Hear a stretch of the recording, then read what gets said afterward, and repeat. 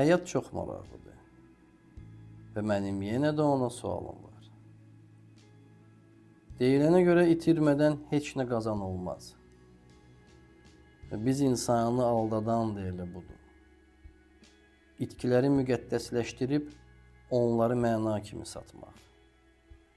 Çünki insan çox vaxt azadlığı seçməkdənsə ağrını seçir.